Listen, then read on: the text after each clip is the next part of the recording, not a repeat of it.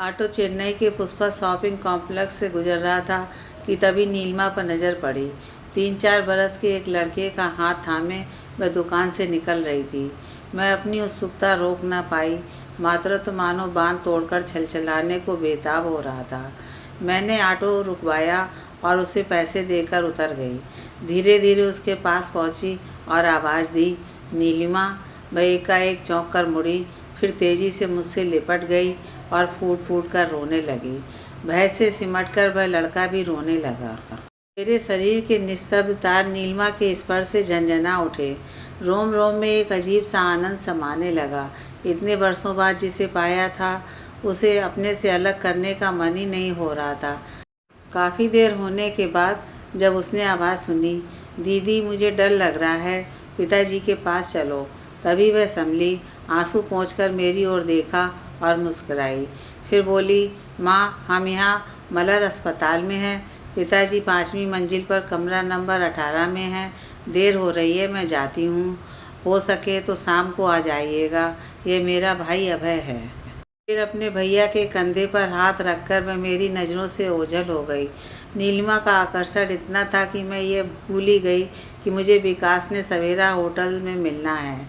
मैं सोचने लगी कि कहाँ मुझसे नफ़रत करने वाली उस दिन की गोरी चिट्टी खूबसूरत नीलू, और कहाँ आज की दुख और वेदना का बोझ ढोए बचपन में ही प्रौढ़ता लिए यह नीलिमा। मैंने शॉपिंग कॉम्प्लेक्स से विकास को सूचना भिजवाई कि 15 मिनट में मैं आ रही हूँ, और जल्दी से ऑटो लेकर चल पड़ी। अनायास मेरी आंखों में आनंद का चेहरा घूम गया। मेरे माँ बाप ने उसका लंबा कद, गोरा रंग, मस्ती भरी जवानी और आकर्षक व्यक्तित्व देखकर मेरा विवाह उससे तय किया था। मैंने हिंदी साहित्य में एमफिल किया था और एक कॉलेज में पढ़ाती थी। आनंद बैंक में अफसर था। हम दोनों ने एक दूसरे को पसंद करके शादी की थी। शादी के तुरंत बाद उसका तबादला दिल्ली हो गया, इसलिए हम लोग वहाँ चले गए। शादी होते ही मैंने नौकरी छोड़ दी थी। हालांकि आनंद को ये अच्छा नहीं लगा था, परंतु मैं तबादले के झमेलों में पड़ना नहीं चाहती थी। दिल्ली जैसे महानगर में खर्चे तो बढ़ते ही जाते हैं। एक दिन आनंद ने ही बात छेड़ी, सावित्री, सारा दिन घर में बैठे तुम्हें घुटन महसूस नहीं होती? मेरा दोस्त कह रहा था कि कॉलेज में हिंदी प्राध्यापक की जगह खाली है, कहो तो बात चलाऊं। मैंने कहा, वैसे मेरी नौकरी करने की अभी इच्छा नहीं है, घर पर भी तो बहुत सारे काम होते हैं। बुनाई कढ़ाई आदि सीख रही हूँ, ढंग से खाना बनाना भी तो अभी ही सीख रही हूँ। आनंद को मेरी बात अच्छी नहीं लगी। उसने कहा, अभी तो हमारे बच्चे भी नहीं हैं, इतनी शिक्षा हासिल करने के बाद तुम्हारा इस तरह घर में बैठे रहना मुझे अच्छा नहीं लगता।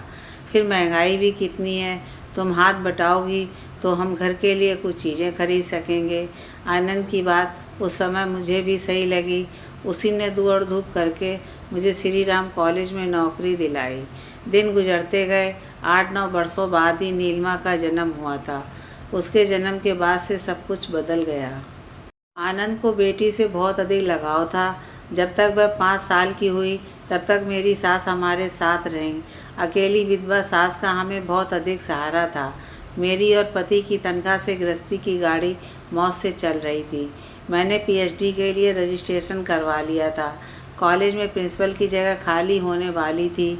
मेरी पीएचडी के ख़त्म होने में 6 महीने बाकी थे, इसलिए पूर्व प्रिंसिपल ने मेरी सिफारिश की थी। मैं जी जान से पीएचडी की समाप्ति में लगी थी। अचानक मेरी सास गुजर गईं। आनंद को माँ की मृत्यु से ज़्यादा बेटी का अकेलापन खटकने लगा। उसने माँ की 13वीं होते ही कहा, मैं चाहता हूँ कि तुम नौकरी छोड़ दो। जब नीलू बड़ी हो जाएगी तो फिर नौकरी कर लेना। मैं चौंकी, फिर स्थिति को संभालते हुए कहा, ऐसा कैसे हो सकता है? हम ऐशो आराम की ज़िंदगी के आदी हो चुके हैं। मेरी तनख्वाह नहीं होगी तो दिल्ली जैसे शहर में तुम्हारे अकेले की तनख्वाह से गुजर बसर कैसे होगी? कम से कम पीएचडी छोड़ दो। देर से घर आओगी तो नीलिमा बहुत दुखी हो जाएगी। वह दिन भर अकेली कैसे रह पाएगी? उसे तुम क्यों नहीं संभाल लेते? 4 महीने में मेरी थीसिस पूरी हो जाएगी, फिर जल्दी ही मैं प्रिंसिपल का पद संभाल लूँगी। कॉलेज की तरफ से वहीं घर भी मिल जाएगा। फिर नीलू की परवरिश में कोई बाधा नहीं आएगी। आनंद उस समय खामोश रह गया। परंतु उसके मन में ज्वालामुखी ने धधकना आरंभ कर दिया। मैंने नीलू को कॉलेज के पास शिशु सदन में छोड़ना शुरू कर दिया। मैं रोज़ सवेरे उसे छोड़ आती और शाम को आनंद उसे ले आता। मुझे थीसिस का काम खत्म कर लौटने में रात को देर हो जाती।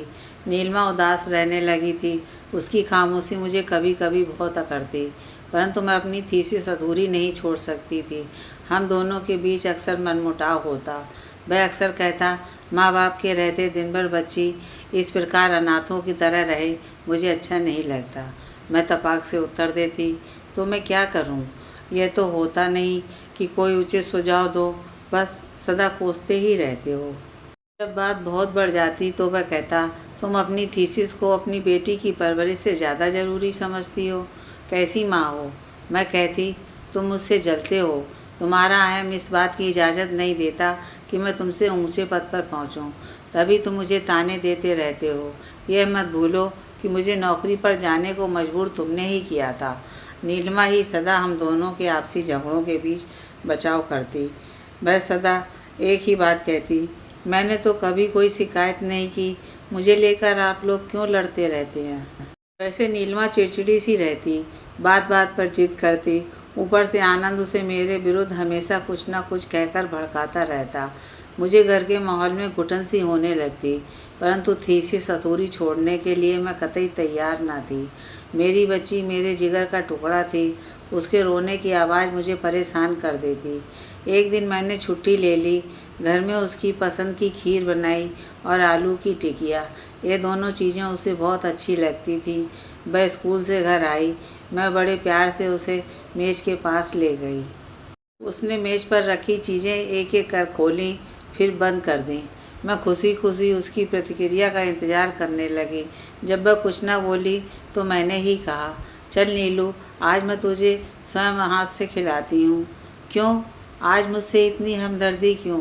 उसके शब्द सूल की तरह मेरे हृदय को बेंध गए। बेटी, कैसी बात करती हो? मैंने तेरी पसंद की चीज़ें बनाई। देख, खीर, आलू की गरम गरम टिकिया। मुझे भूख नहीं है। क्या हुआ? मुझसे नाराज़ हैं? अगर तुम मुझे हर रोज़ इस प्रकार का खाना खिलाओगी तो मैं आज खाने को तैयार हूँ। मैं चुप हो गई। क्या जवाब देती? आखिर उसी ने चुप्पी तोड़ी। बोलो, जवाब दो। क्या हर रोज़ घर पर रह सकती हो? तब तो मुझे नौकरी छोड़नी पड़ेगी, और नौकरी छोड़ दूँ तो हम तुम्हें वह सुख और आराम नहीं दे पाएंगे जो तुम्हें आज मिल रहा है। देखो, तुम्हारे पास टीवी है, एसी है, कितने खिलौने हैं, अच्छे स्कूल में पढ़ती हो। क्या ये सब तुम्हें खोना अच्छा लगेगा? लेकिन पिताजी तो कहते हैं कि तुम्हें नौकरी करने की ज़रूरत नहीं। वे तो यूँ ही कहते हैं। तुम जब बड़ी हो जाओगी तभी ये बात समझ पाओगी। क्या पता, लेकिन मुझे कुछ अच्छा नहीं लगता। तुम्हारा हर रोज़ देर से आना, फिर रात को तुम्हारा और पिताजी का झगड़ा। ये कहते कहते उसकी आंखों से आंसू झरने लगे। मैंने बच्ची को आलिंगन में भींच लिया। फिर कहा, कहो तो तुम्हें हॉस्टल भेज दूँ। वहाँ तुम्हें खूब सारी सहेलियाँ मिलेंगी, खूब मज़ा आएगा। उसने कुछ जवाब नहीं दिया। उस रात मैंने आनंद से इस बात का जिक्र किया। मुझे तो आश्चर्य होता था कि उस व्यक्ति से मैंने शादी कैसे की। वह कितना बदल गया था, कठोर, हृदयहीन और अहंकारी। उसने गुस्से से लगभग चीखते हुए कहा, कैसी माँ हो? बच्ची को अपने से अलग करना चाहती हो? मैं बोली, उसे मैं अलग कहाँ कर रही हूँ? आजकल तो सभी बच्चों को हॉस्टल भेजते हैं।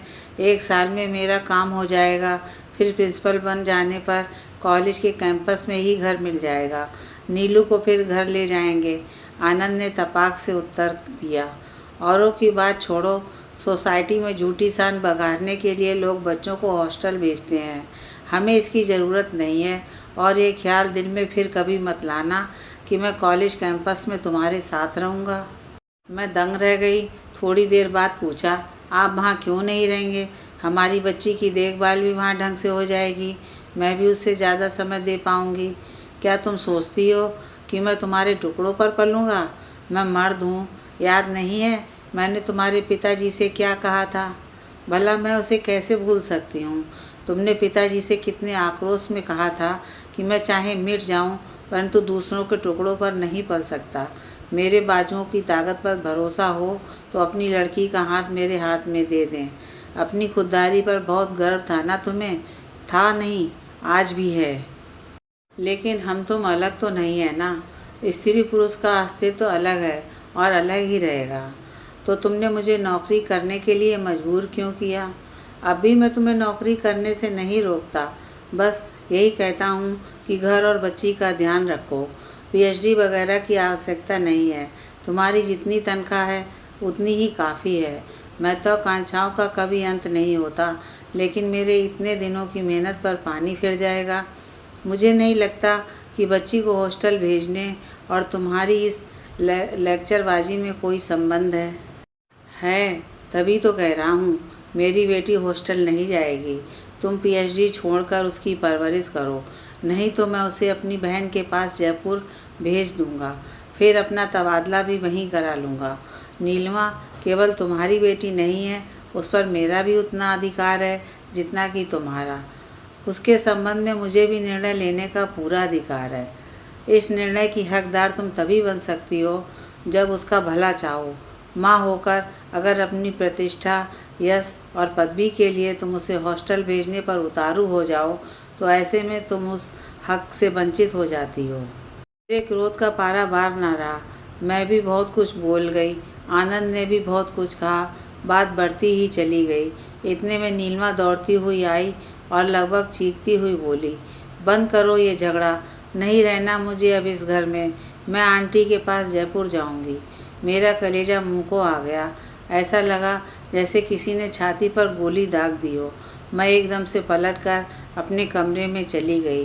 मन में विचार उठा, क्या अपनी पहचान बनाना गुनाह है? क्या मैं कोई गलती की है? मुझे पीएचडी नहीं करनी चाहिए क्या? मन ने झकझोरा, नहीं, गलती मर्दों की है। पति का अहम मेरी पदोन्नति स्वीकार नहीं कर पाता। वह आखिर शाखा अधिकारी है और अगर मैं प्रिंसिपल बन गई तो उसको समाज में वह इज्जत नहीं मिलेगी जो मुझे मिलेगी। वह मुझसे जलता है। मैं हार मानने से रही। नीलिमा अभी बच्ची है, एक दिन वह माँ का प्यार ज़रूर महसूस करेगी। विचारों के सागर में गोते लगाते लगाते कब आँख लग गई पता ही ना चला। सुबह उठी तो कुछ अजीब सी मायूसी ने घेर लिया। आनंद को नज़दीक न पाकर जल्दी से उठकर ड्राइंग रूम में पहुंची। घर की निस्तब्धता भयानक लगने लगी। नीलिमा, मैंने आवाज़ दी, लेकिन मेरी आवाज़ गूंजती हुई कानों में टकराने लगी। दिल धड़कने लगा। सहसा मेज पर रखी हुई चिट्ठी ने ध्यान आकर्षित किया। धड़कते दिल से उठाकर उसे पढ़ने लगी। उसमें लिखा था, मैं नीलिमा को लेकर जयपुर जा रहा हूँ। उसकी मर्जी से ही ये सब हो रहा है। कभी हमारे लिए वक्त निकाल सको तो जयपुर पहुँच जाना। आनंद। इसके बाद बहुत कुछ हो गया। नीलिमा ने मुझे समझने या समझाने का मौका ही नहीं दिया। इतने समय बाद उसे देखकर पुराने जख्म हरे हो गए। मैं सोचने लगी, आनंद अस्पताल में क्या कर रहा है? कैसी विचित्र परिस्थिति है, कैसा अजीब संगम। क्या कहूँगी आनंद से? क्या वह मुझे पहचानेगा? क्या मुझे उससे मिलना चाहिए? कुछ समझ में ही नहीं आ रहा था कि क्या करूं। मैं जब विकास से मिली तो बड़ी परेशानी में थी। उसने देखते ही कहा, क्या हुआ? एक तो देर से आई हो, फिर इतनी घबराहट। सब कुछ ठीक तो है ना? कोई बुरी खबर है क्या? मैंने मुस्कुराते हुए अपने विचारों को झटकने का प्रयास किया। हम होटल के अंदर गए। मन में विचारों का बवंडर उठ रहा था। क्या विकास को सब कुछ बता दूं? क्या वह समझ पाएगा? आनंद से मिलने कैसे जाऊं? विकास से क्या कहूं? कुछ भी समझ में नहीं आ रहा था। अचानक मेरे कंधे पर हाथ रखकर विकास ने ही कहा, सभी, मैं कुछ समझ रहा हूँ। समस्या क्या है? साफ साफ कहो। मेरी आंखों में आंसू आ गए। मैंने विकास को सब कुछ बता दिया। उसने मुस्कुराते हुए कहा, इतनी सी बात के लिए परेशान हो? गोष्ठी खत्म होने के बाद उससे जाकर मिल लो, मैं भी साथ चलूँगा। उसने इतनी आसानी से कह दिया, पर मैं अपने को संभाल नहीं पा रही थी। भोजन के दौरान स्मृति पटल पर चलचित्र की तरह बीते दिन फिर से उभर आए। अपनी पीएचडी की समाप्ति पर प्रफुल्लित, उत्साहित मैं जयपुर चल पड़ी। मन मुझे दोषी ठहराने लगा। मैंने इन 6 महीनों में उन लोगों की कोई खोज खबर नहीं ली थी। उन लोगों ने भी मुझे कोई पत्र नहीं लिखा था। मैं सोचने लगी कि मेरी बेटी नीलिमा को भी क्या मेरी याद कभी नहीं आई होगी, पर मैंने ही कौन सा उसे याद किया। पीएचडी की तैयारी इतनी अजीब होती है कि व्यक्ति सब कुछ भूल जाता है। परंतु इसमें गलती ही क्या है। आनंद भी जब कंपनी की तरफ से ट्रेनिंग के लिए 6 महीने के लिए विदेश गया था तो उसने भी तो कोई खोज खबर नहीं ली थी। मैं भी तो व्यस्त थी। आनंद मेरी मजबूरी ज़रूर समझ गया होगा। मैं जब घर जाऊंगी तो वे लोग बहुत खुश होंगे, सैर्स मेरा स्वागत करेंगे। मन में आशा की किरण जागी, लेकिन तुरंत ही निराशा के बादलों ने उसे ढक दिया। क्या सचमुच वे मेरा स्वागत करेंगे? मुझे अगर घर में प्रवेश ही नहीं करने दिया तो? संशय के साथ ही मैंने जयपुर पहुंचकर ननद के घर में प्रवेश किया। ननद विधवा हो गई थी, अपना कोई नहीं था। नीलिमा से उसे बहुत प्यार था, बहुत रईस भी थी, इसलिए बड़ी शान से रहती थी। घर में नौकर चाकरों की कमी नहीं थी। मैंने डरते डरते भीतर प्रवेश किया। आनंद बाहर बरामदे में खड़ा था। उसने मुझे देखते ही व्यंग भरी मुस्कुराहट के साथ कहा, मेम साहब को फुर्सत मिल गई।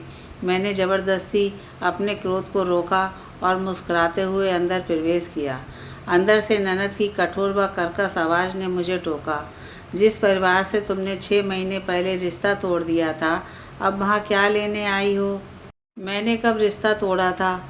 ननद बोली, जब बच्ची को मेरे सुपुर्द कर दिया तो क्या संबंध तोड़ना नहीं हुआ?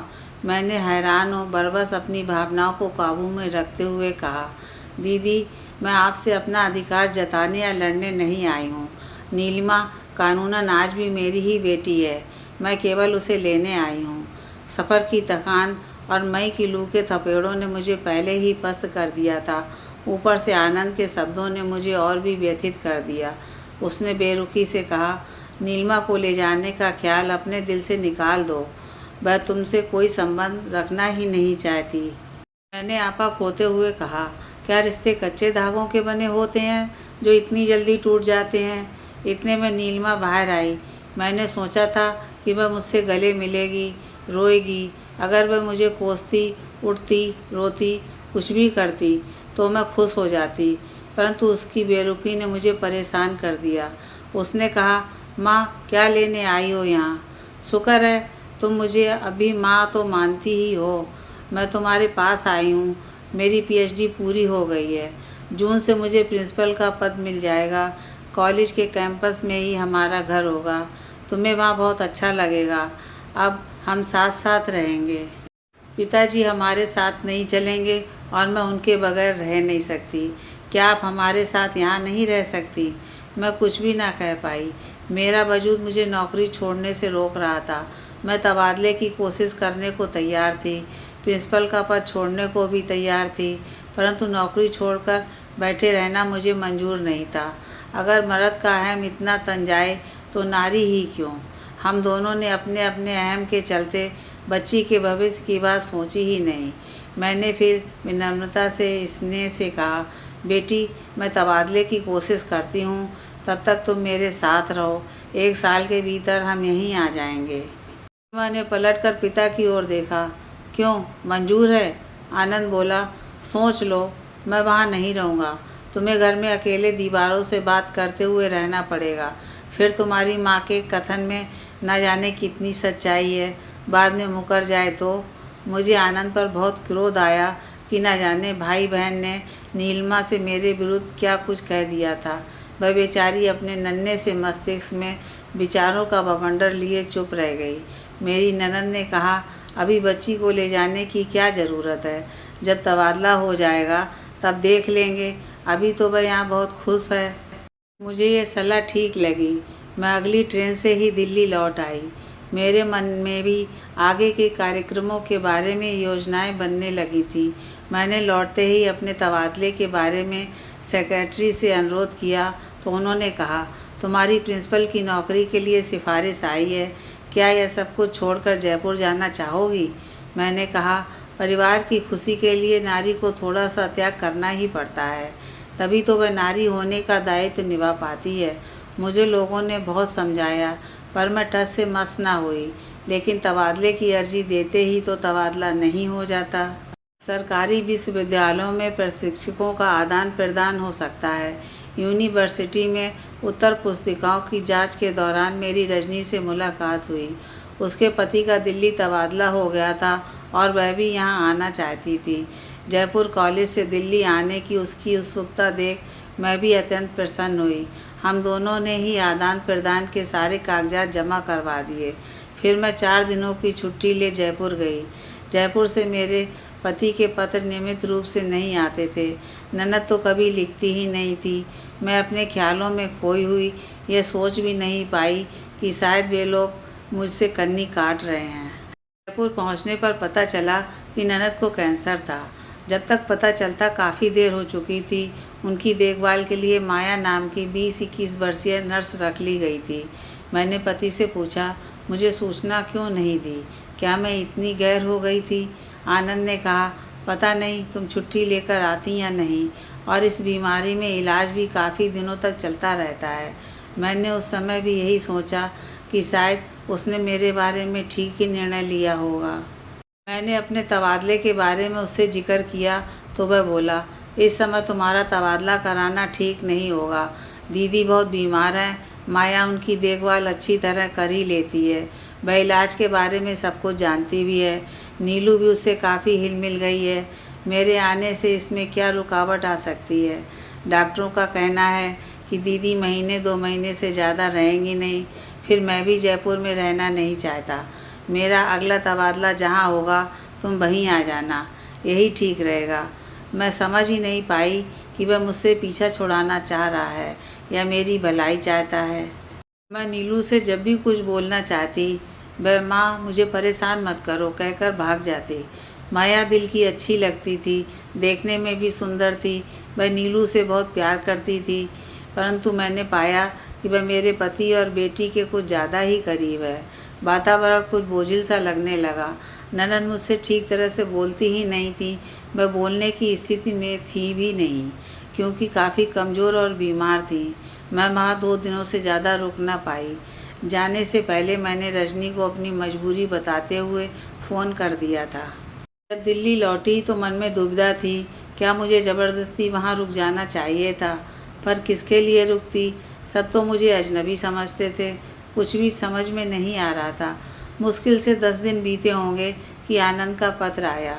दीदी की मृत्यु उसी दिन हो गई थी जिस दिन तुम दिल्ली लौटी। मैंने यहाँ से तबादले के लिए अर्जी डाल दी है। आगे कुछ नहीं लिखा था। मैंने संवेदना प्रकट करते हुए जवाब भेज दिया था। इसके बाद 1 महीना बीत गया। आनंद ने मेरे किसी भी पत्र का जवाब नहीं दिया। मैंने चिंतातुर जब बैंक मुख्यालय को फ़ोन किया तो पता चला कि आनंद 15 दिन पहले ही तबादला लेकर मुंबई जा चुका है। उसने जाने की मुझे कोई खबर नहीं दी थी। मेरा मन आनंद की तरफ से उचट गया। मुझे मर्दों से नफरत सी होने लगी। इस प्रकार मुझसे दूरी बनाए रखने का क्या कारण हो सकता है? मेरी समझ में कुछ नहीं आ रहा था। मैंने अभी तक अपनी घर की स्थिति के बारे में पिताजी को कुछ नहीं बताया था। सोचा उन्हें क्यों परेशानी में डालूं। माँ तो थी नहीं। पिताजी वैसे भी व्यापार के सिलसिले में हमेशा ही दौरे पर रहते थे। अभी मैं सोच ही रही थी कि पिताजी से मिल आऊं कि आनंद का पत्र आ गया। पत्र देखकर मेरा मन आनंदित हो गया। बड़े ही उत्साह से मैंने पत्र खोला। अब तो मैं नौकरी छोड़कर भी अपनी बच्ची और पति के पास लौटने के लिए बेताब हो रही थी। कितनी अजीब होती है नारी। अपनी अस्मिता के लिए संघर्ष करते हुए परिवार से अलग हुई थी। अब उसी प्रकार परिवार से जुड़ने के लिए सब कुछ छोड़ने को उद्यत हो गई। लेकिन पत्र पढ़ते ही मेरा चेहरा फक पड़ गया। ऐसा लगा मानो हजारों बरछियाँ शरीर को छलनी कर रही हूँ। बड़े ही अन्य विनय से कड़वी दवा पर मीठी टिकिया का लेप चढ़ाकर पत्र भेजा था। सारांश यही था कि वह माया से विवाह करना चाहता है। माया के घर में उसका बच्चा है। वह मुझसे तलाक चाहता है। मेरी समझ में सारी बातें आ गईं। मुझसे अलगाव रखना, चिट्ठी न लिखना और खिंचे खिंचे रहने के पीछे क्या कारण था, यह मैं समझ गई। उस कायर की दुर्बलता पर मुझे हंसी आई। साफ साफ कह देता तो क्या मैं मुकर जाती? मुझे नीलिमा के लिए डर लगने लगा था, परंतु उसने लिखा था नीलिमा माया से बहुत प्यार करती है, इसलिए वह हमारे साथ ही रहेगी। मैंने अपने दिल को कठोर बनाकर तलाक के कागज़ों पर हस्ताक्षर कर दिए। कानूनी कार्रवाई के बाद 4 वर्षों में तलाक भी हो गया। मैं पिता के पास चेन्नई लौट आई। मैंने व्यापार में पिताजी का हाथ बटाने का निश्चय कर लिया। दिल्ली की नौकरी से भी इस्तीफ़ा दे दिया। चेन्नई में हमारी कंपनी खूब अच्छी चल रही थी। मैंने पूरी निष्ठा से अपने को काम में समर्पित कर दिया, पर पिताजी वह सदमा झेल ना पाए। तलाक होने के 2 महीने बाद ही हृदय गति रुक जाने से उनकी मृत्यु हो गई। मेरी जिंदगी की गाड़ी मंथर गति से आगे बढ़ने लगी। मैं कई मर्दों से व्यापार के दौरान मिलती, परंतु किसी से भी व्यापारिक चर्चा के अलावा कोई बात न करती। लोग मुझसे कहते भी कि तुम दोबारा विवाह क्यों नहीं कर लेती, परंतु मैंने पुनर्विवाह न करने का दृढ़ संकल्प कर लिया था। एक दिन जब मैं फैक्ट्री से कार में लौट रही थी तो एक शराबी मेरी गाड़ी से टकराकर गिर पड़ा। मैंने गाड़ी रोकी और उसे अस्पताल ले गई, उसका इलाज करवाया। बाद में पर्चा पूछने पर उसने अपना नाम विकास बताया। उसने बताया कि उसकी पत्नी किरण कुछ दिन पहले मर गई है। शादी हुए 2 साल ही हुए हैं कि वह गुजर गई। उसके वियोग को सहन न कर पाने के कारण विकास ने शराब पीना शुरू कर दिया था। विकास का भी कपड़े का व्यापार था, पर उसने किरण के गुजर जाने के बाद उसकी तरफ ध्यान नहीं दिया था। दुखी ही दुखियारे का दुख समझ सकता है। मैंने विकास को सहारा दिया, उसके अंदर प्रेरणा जगाई। धीरे धीरे विकास मुझसे प्रेम करने लगा। उसने शादी का प्रस्ताव रखा तो मैं झिझकी। तब उसने कहा, मुझे अपने पर विश्वास नहीं है। अगर तुमने मुझे ठुकरा दिया तो मैं फिर से कहीं शराबी ना बन जाऊं। मैंने सोचा, दिशाहीन चलती अपनी जीवन नैया को अगर खेवैया मिल रहा है तो इनकार नहीं करना चाहिए। हम दोनों को एक दूसरे की ज़रूरत भी थी ही, पर मन ने सचेत किया, आज इसे मेरी ज़रूरत है, कल ज़रूरत ना पड़े तो आनंद की तरह ही दूध की मक्खी के समान फेंक दे। तो मैंने उसके विवाह प्रस्ताव को ठुकरा दिया। हम दोनों का व्यापार एक जैसा होने के कारण हम अक्सर मिलते, परंतु विकास ने दोबारा मुझसे इस बारे में चर्चा नहीं की। हम दोनों होटल में व्यापार के सिलसिले में ही एक गोष्ठी में भाग लेने गए थे। विकास ने मुझे विचारों के घेरे से बाहर निकाला। सावित्री, तुमने कुछ भी नहीं खाया, सारे लोग खाकर जा चुके हैं। मैंने कहा, ओह, मुझे माफ़ कर दो विकास, पुरानी यादों में मैं खो गई थी। मैं समझ गया था, मैंने उन लोगों से कह दिया था कि तुम्हारी तबीयत ठीक नहीं है। चलो हम यहाँ से सीधे आनंद के पास चलते हैं। अभी वे लोग हमें आनंद से मिलने देंगे? कम से कम नीलिमा से तो मिल लोगी। मैं तुम्हें परेशान नहीं करना चाहती, स्वयं ही चली जाऊंगी, तुम गोष्ठी में जाओ। उसने मेरी बात ना मानी। अपने सहायक को सारी बातें समझाकर वह मेरे साथ चल पड़ा।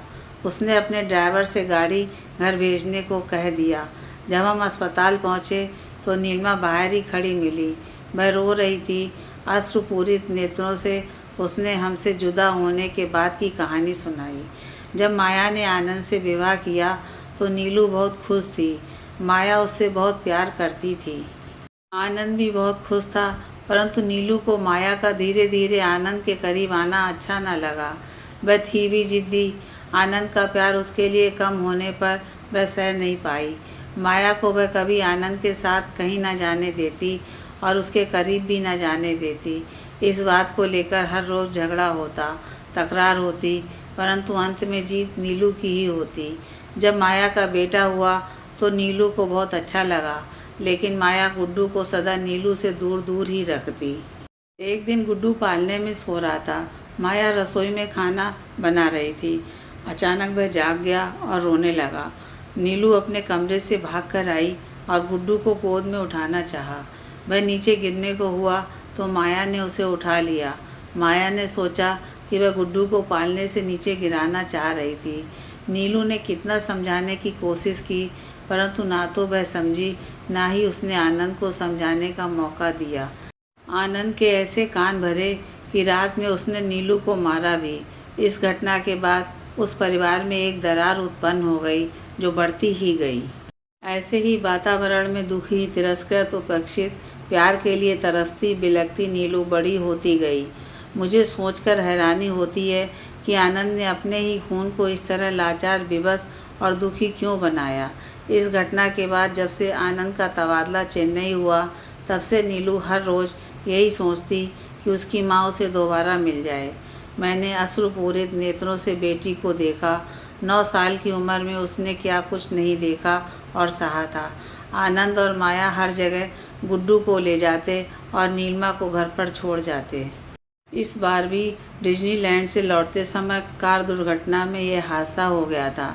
माया की मौत हो गई थी और आनंद भी बुरी तरह जख्मी हो जीवन व मृत्यु के बीच संघर्ष कर रहा था। गुड्डू को तनिक भी चोट नहीं आई थी। नीलिमा यह सब बता रही थी। उसी दौरान आनंद भी गुजर गया। उससे कुछ कहने सुनने का मौका भी ना मिला। मैं दोनों बच्चों को घर ले आई। विकास ने आनंद के अंतिम संस्कार में मेरी काफ़ी मदद की। पूछताछ के दौरान पता चला कि माया का कोई रिश्तेदार नहीं था। मैं सोच रही थी कि किस रिश्ते से बच्चे को यहाँ रखूँगी, स्कूल में उसका क्या नाम दूँगी। सोच में डूबी ही थी कि नीलू अंदर आई। उसने पूछा, माँ क्या तुम गुड्डू की भी माँ बनोगी? मैंने कहा, मैं गुड्डू की माँ ही तो हूँ। मैंने आपको कितना गलत समझा था माँ, नीलू आत्मग्लानि से भरकर बोली। मेरी भी तो कुछ गलती थी। मैंने आपसे मिलने की बहुत कोशिश की और पिताजी और माया आंटी ने मौका ही नहीं दिया। बेटी, जो गुजर गए उनके बारे में अब शब्द नहीं कहते। गुड्डू रोता हुआ वहाँ आया। 3 बरस का गोल मटोल गुड्डू बहुत प्यारा लगता था। तोतली जबान में जब उसने पुकारा दीदी, तो नीलू ने उसे अपनी बाहों में समेटते हुए कहा, गुड्डू ये हमारी माँ है। मैंने उसे गोद में लेकर पुचकारा। वह बहुत देर तक मम्मी मम्मी कहकर रोता रहा। मैं सोचने लगी, जिस पति ने मुझे मेरी बेटी से इसलिए अलग किया था क्योंकि उसके अनुसार मुझ में ममता नहीं थी, स्नेह नहीं था, और अब समय का खेल देखिए, उसके बच्चे मेरी गोद में आ गए। इतने में विकास भीतर आया और बोला, आज इन बच्चों की परवरिश के लिए पिता का स्थान मुझे दे सकोगी? मैंने कहा, हमारे बच्चे होंगे तो क्या होगा? सरकार के परिवार नियोजन का बोर्ड नहीं देखा? 2 बच्चे बस, 2 से अधिक नहीं। मैंने ऑपरेशन करवा लिया है, वह बोला। अगर मैं विवाह से इनकार कर देती तो?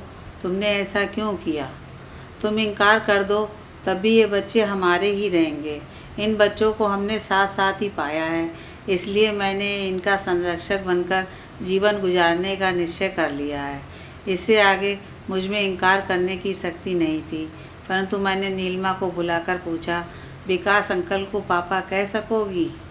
अगर गुड्डू के लिए तुम माँ हो तो अंकल हम दोनों के पापा हुए ना। हम उस अनजाने पल में एक दूसरे से पूरी तरह बन चुके थे। मैंने कृतज्ञता भरी दृष्टि से विकास की ओर देखा। मेरी नज़रों में छिपी सहमति विकास की नज़रों से छिप ना सकी।